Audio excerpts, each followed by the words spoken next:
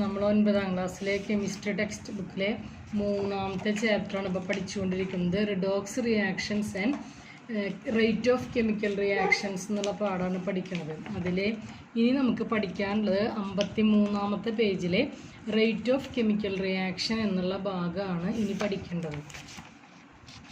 അപ്പോൾ നമുക്കറിയാം ഡെയിലി ലൈഫിലെ ചില റിയാക്ഷൻസൊക്കെ നമുക്ക് ചുറ്റും കാണുന്നത് അല്ലേ. ബേണിംഗ് ഓഫ് ഫയർവുഡ് വിറക് കത്തുന്നത്, റസ്റ്റിംഗ് ഓഫ് അയൺ ഇരുമ്പ് തുരുമ്പിക്കുന്നത്, ബേസ്റ്റിംഗ് ഓഫ് ക്രാക്കേഴ്സ് പടക്കം പൊട്ടുന്നത്, കേഡ്ലിംഗ് ഓഫ് മിൽക്ക് പാല് പൊളിച്ച് തൈരാകുന്നത്, അങ്ങനെ ഒരുപാട് കാര്യങ്ങൾ നമുക്ക് ചുറ്റും നമുക്ക് നിരീക്ഷിച്ചാൽ കാണാം.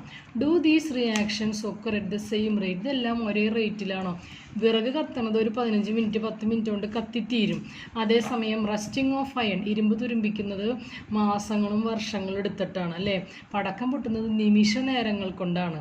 കേഡ്ലിംഗ് ഓഫ് മിൽക്ക് ആണെങ്കിൽ ഇന്ന് വെച്ചാൽ നാളേക്കാണ് പാല് തൈരായിട്ട് മാറുക. അപ്പോൾ പലതിനും പല സമയമാണ്, പല റേറ്റാണ്. Are these situations where the speed of chemical reaction is to be increased or decreased? ഇതിൽ ചിലപ്പോഴൊക്കെ നമുക്ക് തോന്നും, ഇപ്പം നമുക്ക് തൈര് ആവശ്യമുണ്ടെങ്കിൽ നമുക്ക് തോന്നും പാല് 5 മിനിറ്റ് കൊണ്ട് തൈരായി മാറിയിരുന്നെങ്കിൽ എളുപ്പമായിരുന്നു തോന്നും അല്ലേ. പെട്ടെന്ന് പാല് പൊളിച്ച് തൈരായിരുന്നെങ്കിൽ നന്നായിരുന്നു എന്ന് തോന്നും, അതിൻ്റെ സ്പീഡ് കൂടിയിരുന്നെങ്കിൽ.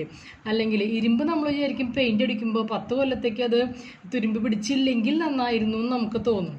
അപ്പം അങ്ങനെ അതിൻ്റെ സ്പീഡ് ചിലപ്പോൾ കൂട്ടാനും ചിലപ്പോൾ കുറയ്ക്കാനൊക്കെ നമുക്ക് ആഗ്രഹം തോന്നാറുണ്ട്. Have you ever thought of reducing the rate of rusting of iron considerably? Similarly don't we wish the firewood to burn faster? വിറക് വേഗം കത്താനും ഇരുമ്പ് സാവധാനം തുരുമ്പിക്കാനൊക്കെ നമ്മൾ വിചാരിക്കാറുണ്ട്. What are the methods usually adopted to make firewood burn faster? ഇനി വിറക് വേഗം കത്തിക്കണമെങ്കിൽ നമ്മൾ എന്ത് ചെയ്താൽ മതി? അടുപ്പിൻ്റെ ഉള്ളിൽ കുറച്ച് എയറൊക്കെ കിടക്കണം, എയർ സർക്കുലേഷൻ ഉണ്ടാവണം അല്ലേ. Provide more air. അല്ലെങ്കിൽ പിന്നെ വലിയൊരു വിറകിൻ്റെ തടി കടത്തി വെച്ചാൽ കത്തില്ലേ, അപ്പോൾ അതിന് ചെറിയ ചെറിയ കഷ്ണങ്ങളാക്കി മാറ്റണം. Make the firewood into small pieces. അല്ലെങ്കിൽ പിന്നെ പച്ചമരാണിഞ്ഞ കത്തോ അതിന് ഉണക്കണം അല്ലേ. ഡ്രൈ ദ ഫയർവുഡ്, വിറകിന് ഉണക്കണം. Does this indicate that some factors influence the rate of chemical? അപ്പോൾ ഈ കെമിക്കൽ റിയാക്ഷൻ്റെ സ്പീഡിനെ ഇൻഫ്ലുവൻസ് ചെയ്യുന്ന, സ്വാധീനിക്കുന്ന ചില ഘടകങ്ങളുണ്ട്. അതെന്തൊക്കെയാണെന്നാണ് നമ്മൾ ഇന്ന് പഠിക്കുന്നത്. അതിൽ 2 ഫാക്ടേഴ്സാണ് ഇന്ന് പഠിക്കുന്നത്. Nature of the reactant and rate of the chemical reaction.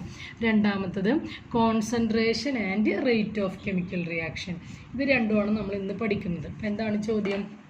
Factors influence the rate of chemical reaction. അതിൽ ഒന്നാമത്തെ ഫാക്ടർ ഏതാണ്? Nature of the reactant and rate of chemical reaction. Are the rate of reaction of zinc and magnesium with dilute HCl the same? നമ്മൾ dilute HClമായിട്ട് സിങ്കും മെഗ്നീഷ്യവും react ചെയ്യിക്കണം.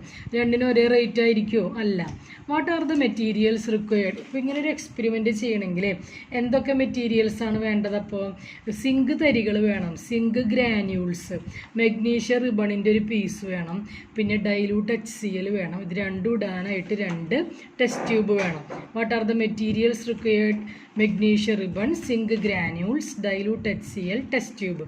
Isn't it necessary to take zinc and magnesium in almost same size? രണ്ടും ഒരേ വലിപ്പത്തിൽ എടുക്കണം. Zinc ഗ്രാന്യൂൾസിൻ്റെ അതേ അളവ് തന്നെ മെഗ്നീഷ്യം റിബൺ എടുക്കണം. Weight, mass. Note down the product of this procedure of this experiment. ഇതിൻ്റെ പ്രൊസീജിയർ എന്ന് പറഞ്ഞാൽ പ്രവർത്തനക്രമം. നമ്മൾ എന്താണ് ചെയ്യേണ്ടത്? Take equal volume of dilute HCl in 2 test tube. ആദ്യം 2 ടെസ്റ്റ് ട്യൂബുകളിൽ ഈക്വൽ വോളിയം ഡൈലൂട്ട് HCl എടുക്കുക. Take equal volume of dilute HCl in 2 test tubes. പിന്നെ add equal mass of magnesium in 1 test tube and zinc in another test tube. ഒന്നാമത്തെ test ട്യൂബിൽ magnesium add ചെയ്തു, മറ്റേ test ട്യൂബിൽ zinc granules add ചെയ്തു. Equal mass magnesium റിബണും zinc ഗ്രാന്യൂൾസും add ചെയ്തു. Which gas formed during the reaction? ഈ റിയാക്ഷൻ നടക്കുമ്പോൾ ഏത് ഗ്യാസാണ് ഫോം ചെയ്യണമെന്ന് മനസ്സിലാവാനായിട്ട് നമ്മൾ വിക്ടേഴ്സിൻ്റെ വീഡിയോയിൽ കാണുന്നുണ്ട്. ഒരു തീപ്പെട്ടിക്കുള്ളിൽ കത്തിച്ചിട്ട് ടെസ്റ്റ് ട്യൂബിൻ്റെ വായുഭാഗത്ത് കാണിച്ചപ്പോൾ പോപ്പ് സൗണ്ടിൽ ഇത് പൊട്ടി. ആ പോപ്പ് സൗണ്ടിൽ കത്തുന്ന ബേൺ ചെയ്യുന്ന ഗ്യാസാണ് hydrogen. Which gas formed during this reaction? ഏത് ഗ്യാസാണ് ഫോം ചെയ്യുന്നത്?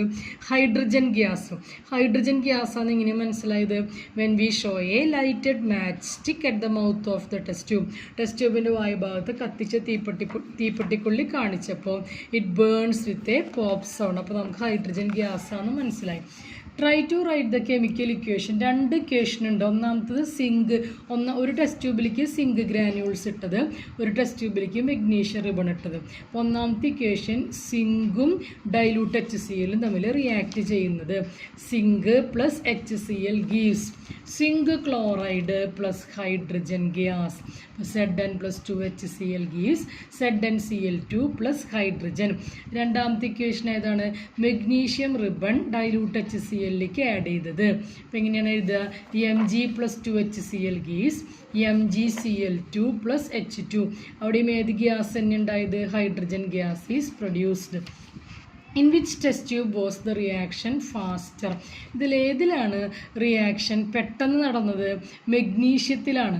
The test tube in which magnesium ribbon, നിങ്ങൾ എക്സ്പെരിമെൻറ്റ് കണ്ടപ്പോൾ കണ്ടു, മെഗ്നീഷ്യം റിബൺ ആഡ് ചെയ്ത ടെസ്റ്റ് ട്യൂബിലാണ് കൂടുതൽ ഹൈഡ്രജൻ ഗ്യാസ് ഉണ്ടായത്. പോപ്പ് സൗണ്ടിൽ ആ ഗ്യാസ് ബേൺ ചെയ്തത്. Is there any difference in the concentration of the acid used? നമ്മൾ ഉപയോഗിച്ച ആസിഡിൻ്റെ കോൺസെൻട്രേഷനിൽ എന്തെങ്കിലും വ്യത്യാസം ഉണ്ടോ? ഇല്ലല്ലോ. ആദ്യത്തെ ടെസ്റ്റ് ട്യൂബിൽ ഡൈലൂട്ട് HCl ആണ് എടുത്തത്, രണ്ടാമത്തെ ടെസ്റ്റ് ട്യൂബിലും ഡൈലൂട്ട് HCl എടുത്തത്. അപ്പോൾ ആസിഡിൻ്റെ കോൺസെൻട്രേഷനിൽ എന്തെങ്കിലും വ്യത്യാസം ഉണ്ടോ? No. What is the factor that influence the rate of the reaction? അപ്പോൾ പിന്നെ എന്താണ് റിയാക്ഷൻ്റെ റേറ്റിന് ഇൻഫ്ലുവൻസ് ചെയ്ത ഫാക്ടർ? ഒന്നാമത്തെ ടെസ്റ്റ് ട്യൂബിൽ നമ്മളെടുത്തത് സിങ്ക് ഗ്രാന്യൂൾസ് ആയിരുന്നു, രണ്ടാമത്തെ ടെസ്റ്റ് ട്യൂബിൽ നമ്മളെടുത്തത് മെഗ്നീഷ്യം റിബൺ ആയിരുന്നു. അപ്പോൾ രണ്ടിനും രണ്ട് സ്വഭാവമാണ്, ഒന്നിൽ സിങ്കാണ്, ഒന്നിൽ മെഗ്നീഷ്യമാണ്. അപ്പോൾ എന്താണ് ഫാക്ടർ? റിയാക്ഷൻ്റെ റേറ്റിന് ഇൻഫ്ലുവൻസ് ചെയ്ത factor nature of the reactant, റിയാക്റ്റൻറ്റിൻ്റെ സ്വഭാവം. അപ്പോൾ the nature of the reactant is one of the factor which influences the rate of the chemical reaction. അപ്പോൾ കെമിക്കൽ റിയാക്ഷൻ ഇൻഫ്ലുവൻസ് ചെയ്യണ ഒന്നാമത്തെ ഫാക്ടറാണ് എന്ത്? റിയാക്റ്റൻറ്റിൻ്റെ നേച്ചർ. ഏത് 2 റിയാക്റ്റൻ്റാണ് നമ്മളെടുത്തത്? ഒന്നാമത്തേൽ സിങ്ക് ഗ്രാന്യൂൾസും രണ്ടാമത്തേൽ മെഗ്നീഷ്യം റിബണും. രണ്ടിലും ഡൈലൂട്ട് HCl ആണ് ആഡ് ചെയ്തത്. അതിൽ മെഗ്നീഷ്യം റിബൺ ഇട്ടതിലാണ് കൂടുതൽ ഹൈഡ്രജൻ ഗ്യാസ് ഫോം ചെയ്തത്. അപ്പോൾ നമ്മൾ നോട്ട് ബുക്കിലേക്ക് എക്സ്പെരിമെൻ്റ് എന്ന് എഴുതിയിട്ടല്ല കുട്ടികളും ടെക്സ്റ്റ് ബുക്കിലെ പേജ് നമ്പർ 54 എന്നിടുക. പേജ് നമ്പർ 54 എന്നിടുക. ഇന്നത്തെ ഡേറ്റ് ഇടുക. എന്നിട്ട് എക്സ്പെരിമെൻറ്റ് 1 എന്ന് എഴുതിയിട്ട് ഈ ഹെഡിങ് ആദ്യം എഴുതുക. നെയിം ഓഫ് ദ എക്സ്പെരിമെൻ്റ് എന്ന് എഴുതിയിട്ട് ഏതാണ് heading? Nature of the reactant and rate of the chemical reaction എന്ന് ഹെഡിങ് എഴുതി വെക്കുക. എന്നിട്ട് പിന്നത്തെ ഹെഡിങ് മെറ്റീരിയൽസ് റിക്വയേർഡ്. പിന്നെന്താണ് ഹെഡിങ് എഴുതേണ്ടത്? Materials required. ഒന്നാമത്തെ ഹെഡിങ് ആയിട്ട് എഴുതേണ്ടത് എന്തൊക്കെ മെറ്റീരിയൽസ് ഉപയോഗിച്ചത്? Magnesium ribbon, zinc granules, dilute HCl, test tube. രണ്ടാമത്തെ ചോദ്യമായിട്ട് എഴുതേണ്ടത് പ്രൊസീജിയർ, PROC, പ്രൊസീജിയർ ആണ് രണ്ടാമത് എഴുതേണ്ടത്. എക്സ്പെരിമെൻ്റ് പ്രൊസീജിയർ ടീച്ചറോട് എഴുതിയെന്നുണ്ട്. ഈക്വൽ വോളിയം ഡൈലൂട്ട് HCl എടുത്തിട്ട് ഒന്നിലേക്ക് സിങ്ക് ഗ്രാനുൾസ്, ഒന്നിലേക്ക് മെഗ്നീഷ്യം റിബൺ ഇടുന്നത്. ഇനി പ്രൊസീജിയർ കഴിഞ്ഞാൽ പിന്നെ ഒബ്സർവേഷൻ, നിങ്ങളുടെ നിരീക്ഷണം എന്താണെന്ന്. അപ്പോൾ നമ്മളുടെ നിരീക്ഷണം എന്ന് പറഞ്ഞതാണ് പിന്നെ എഴുതേണ്ടത് ഒബ്സർവേഷൻ മൂന്നാമത് എഴുതാം. ഒബ്സർവേഷൻ എന്താണ്? Hydrogen gas is produced. അല്ലെങ്കിൽ when we show a lighted match stick എന്നുള്ള സംഭവമില്ലേ, ഒബ്സർവേഷനിൽ എഴുതാം. അതിൻ്റെ ഒപ്പം തന്നെ പിന്നെ ഇതും എഴുതി വെക്കുക. ഇതും ഈ 2 ഇക്വേഷനുകളും ഒബ്സർവേഷനിൽ എഴുതുക. അത് കഴിഞ്ഞാൽ ഇൻഫറൻസ് എന്നൂടെ എഴുതുക. ഇൻഫറൻസ് എന്ന് പറഞ്ഞാൽ നിങ്ങൾ എന്ത് നിഗമനത്തിലെത്തിയെന്നുള്ളത് ഈ ബോക്സ് എഴുതി വയ്ക്കുക. Nature of the reactant is one of the factor. റിയാക്റ്റൻറ്റിൻ്റെ സ്വഭാവമാണ് കെമിക്കൽ റിയാക്ഷൻ ഇൻഫ്ലുവൻസ് ചെയ്യുന്നൊരു ഘടകം എന്നുള്ള സെൻറ്റൻസാണ് നമ്മുടെ ഇൻഫ്ലുവൻസ്. ഒരു കാര്യം നമ്മൾ വിട്ടുപോയി, എയിം എഴുതി വെക്കണം നമ്മുടെ, അല്ലേ? എന്താണ് എയിം? നമ്മൾ എന്താണ് കണ്ടുപിടിക്കുന്നത്? Nature of the reactant and rate of chemical reaction, അല്ലേ? അതിലെ ഈ സംഭവങ്ങളൊന്നും നോട്ട്ബുക്കിലേക്ക് നോട്ട് ചെയ്ത് വെക്കി പറഞ്ഞ കാര്യം കേട്ടോ. ഇനി ഒന്നും കൂടി ഉണ്ട്. രണ്ടാമതൊരു എക്സ്പെരിമെൻ്റ് കൂടി നമ്മളിന്ന് പറയുന്നുണ്ട്. Concentration and rate of the reaction. Rate of the reaction influence ചെയ്യുന്ന, സ്വാധീനിക്കുന്ന രണ്ടാമത്തെ ഘടകമാണ് കോൺസെൻട്രേഷൻ. അതിനെ examine how magnesium react with hydrochloric acids of different concentration.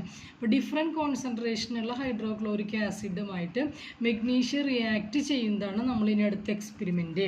അപ്പോൾ അതിൽ മെറ്റീരിയൽസ് റിക്വയർഡ്, മെഗ്നീഷ്യം റിബൺ എടുത്തിട്ടുണ്ട്, 2 ടെസ്റ്റ് ട്യൂബ് എടുത്തിട്ടുണ്ട്.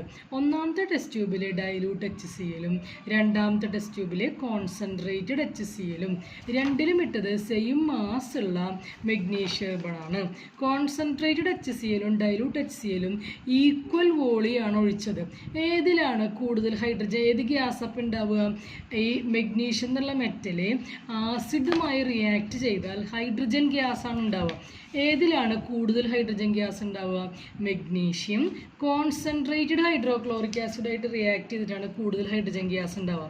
മെഗ്നീഷ്യം കോൺസെൻട്രേറ്റഡ് ഹൈഡ്രോക്ലോറിക് ആസിഡായിട്ട് റിയാക്ട് ചെയ്യുമ്പോഴാണ് കൂടുതൽ ഹൈഡ്രജൻ ഗ്യാസ് ഉണ്ടാവുക കേട്ടോ. അപ്പോൾ ഇത് നമ്മൾ നോട്ട്ബുക്കിലേക്ക് എഴുതണം. അപ്പോൾ നമ്മൾ ഹെഡിങ് എഴുതേണ്ടത് concentration and rate of reaction heading എഴുതുക. എന്നിട്ട് മെറ്റീരിയൽസ് റിക്വയർഡ് എന്നുള്ളിടത്ത് നമ്മൾ എന്തെഴുതണം? മെറ്റീരിയൽസ് റിക്വയർഡ് എന്നുള്ളിടത്ത് എന്തൊക്കെ സാമഗ്രികളാണ് വേണ്ടത്? Magnesium ribbon, dilute HCl, concentrated HCl, 2 test tubes. ഇനി നമ്മൾ എന്തെഴുതേണ്ടത്? Procedure, എക്സ്പെരിമെൻറ്റിൻ്റെ procedure.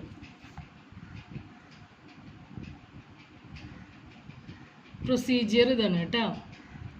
ഇത് take magnesium ribbon of equal mass in both test tube, add con HCl to one test tube and dilute HCl. ഒരു test ട്യൂബിലേക്ക് concentrated HCl-ഉം ഒരു test ട്യൂബിൽ dilute HCl എടുത്തു. രണ്ടിലും നമ്മൾ ഇട്ടത് സെയിം മാസുള്ള മെഗ്നീഷ്യം റിബണാണ്. അപ്പോൾ ആദ്യം നമ്മൾ ഈ ഹെഡിങ് എഴുതി, എക്സ്പെരിമെൻറ്റ് 2 എന്ന് എഴുതിയിട്ട് ഈ ഹെഡിങ് എഴുതി വയ്ക്കുക. അതിനുശേഷം നമ്മൾ മെറ്റീരിയൽസ് റിക്വയർഡ് അത് എഴുതി വയ്ക്കുക. ഒന്നാമതായിട്ട് മെറ്റീരിയൽസ് റിക്വയർഡ് എഴുതുക, രണ്ടാമതായിട്ട് അതിൻ്റെ പ്രൊസീജിയർ എഴുതുക. അത് കഴിഞ്ഞ് ചിത്രം വരയ്ക്കുക. ഒബ്സർവേഷനിൽ ഈ ചിത്രം വരയ്ക്കുക.